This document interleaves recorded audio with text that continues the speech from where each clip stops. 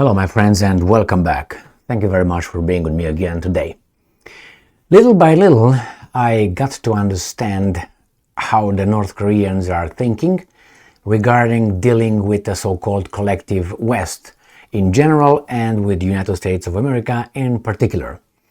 And it seems like once you get burned one time and it's still in the recent memory, still there, the abuse, you are going to be very skeptical in trying again. That is to negotiate with the ones that a few times. So I'm talking about North Korea here, and North Korea said, you know what, guys, we're done with you. What we're going to do, we're going to arm ourselves, and arming ourselves as bad as we are, we don't give up, and you cannot touch us. Okay, that's what's going to be.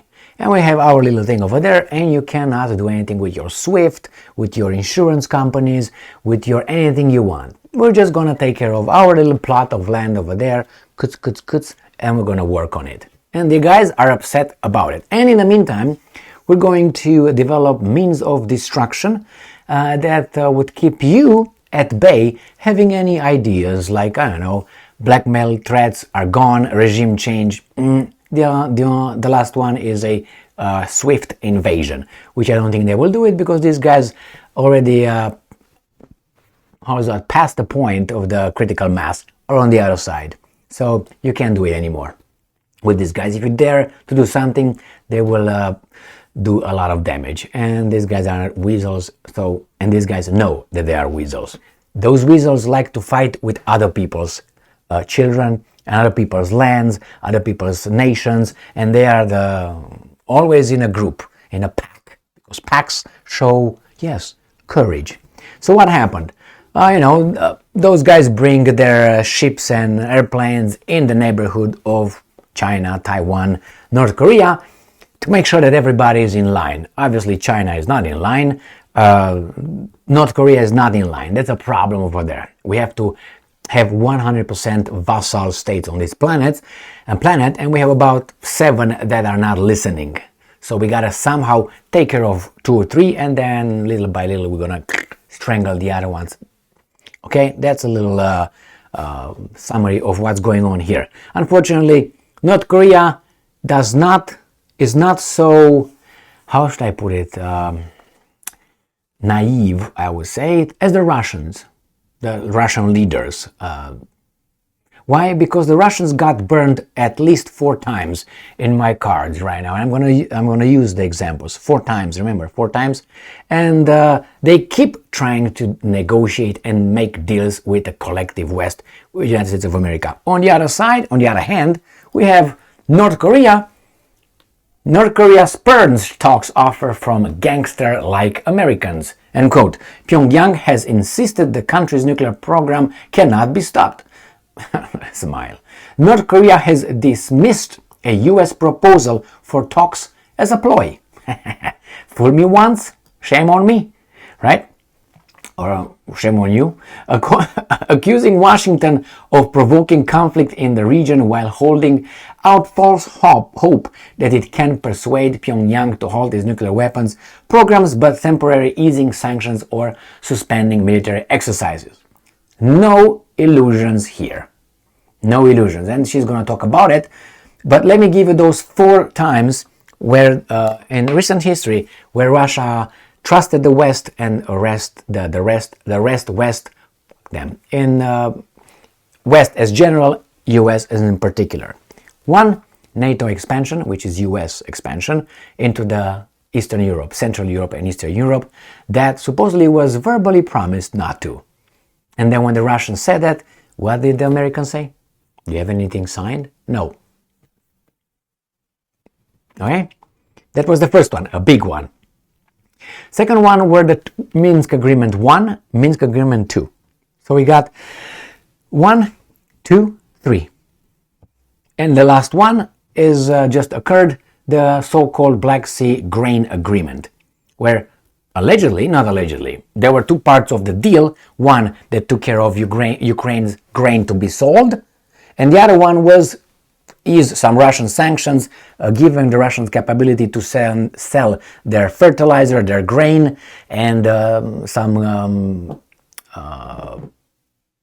how do you call it, loosening some, as I said, some sanctions, which would allow some Russian banks, or one bank in particular, to join the SWIFT payment system, messaging system, and allow to make some payments over there. So, and the Russian says, okay, enough, it's enough, bye-bye, we're done. So those are the 4 instances. 4. And the Russians, do you think they will again make some negotiations? They made 4 times already. Don't expect anything. But it seems like the North Koreans learned already, and they, stay over there. They don't go left or right. And remember, North Korea is not as strong as Russia, and still, maybe that's the reason why. Now, Kim Yo-jong, North Korea's foreign policy chief and sister of leader Kim Jong-un, the woodchuck, said on Monday that the best way to ensure peace and stability on the Korean peninsula is for Pyongyang to amply display its military might, and I'm quoting, rather than solving the problem with the gangster-like Americans in a friendly manner. Yeah, you smile and they punch you in the face. She called Washington's latest offer of negotiations a, quote-unquote, trick to buy time for trying to denuclearize the Democratic People's Republic of Korea. And I'm quoting, "It's a daydream for the US to think that it can stop the advance of the DPRK and, furthermore, achieve irreversible disarmament," end quote, by offering such reversible incentives as sanctions relief, suspension of the Pyongyang joint military exercises with South Korea, and a halt for deployment of strategic weapons in the region, Kim Yo-jong said in a statement carried by state-run news agency KCNA. She has no illusions.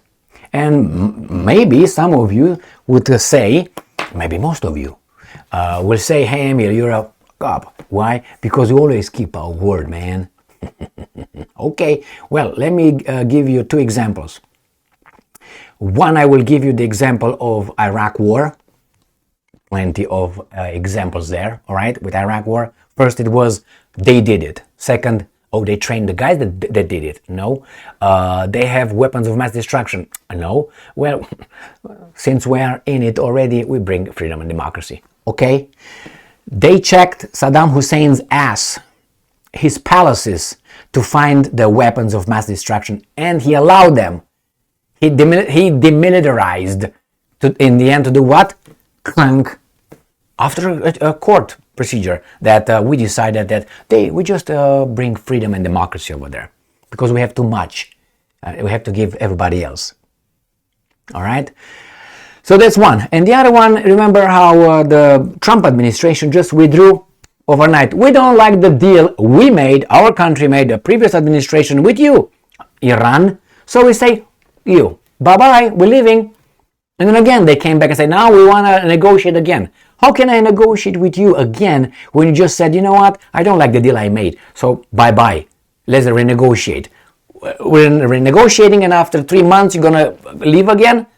You have no trust, baby doll. Bye-bye, hit the road, Jack. The same here. So she knows, and these guys look at it like, really?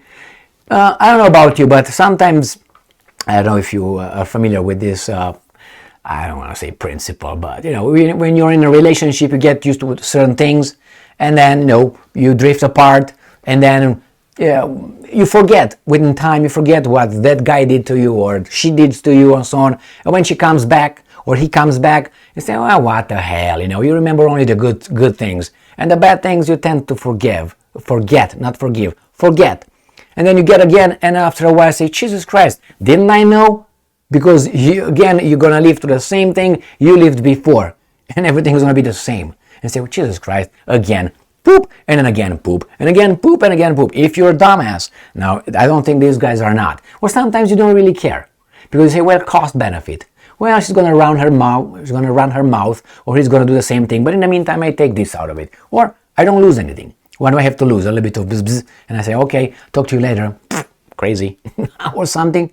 Anyway, back to these guys. It seems like they are not forgetting all these things I just mentioned, Yugoslavia, Libya. Remember what happened with Libya with Muammar Gaddafi? They did that all that. Well, no flight zone in Libya. Dictated who? NATO. That means Gaddafi could not fight the insurgents. Supported by whom? Right? Why? Who are you? And then what happened to Gaddafi? What happened to Saddam? Bad dudes. But it's not for you to decide who's who, what's what. There's plenty of bad dudes here, and were plenty of bad dudes here as well. And they're still alive, some of them. See, war in Yugoslavia, 1999. One of them went to see Moses, but this guy is still here. And in Great Britain as well. So, nevertheless, does it mean that the Iraqis should come and bring democracy and freedom and put, let's say, Bill Clinton on trial? Or Tony Blair? They're still around. Sir Tony Blair. He was knighted. Can you believe that? Yeah. It's one a book in the Ecclesiast in the Old Testament that I like the most, I think, from the whole Bible. Scriptures, how Christian, Judeo-Christian Bible, because Old Testament, New Testament, where the Ecclesiast puts things in real prospect and said, the bad dudes are there, the good dudes are there. Why is that? Everything is, I can't remember the word, nothingness or something like this. The same here. Just, it's very much resembles the Buddhist philosophy, which is, don't want. If you desire, there's pain. So eliminate the desire. And you're going to be happy because you don't wish. But that would be like a non-action thing.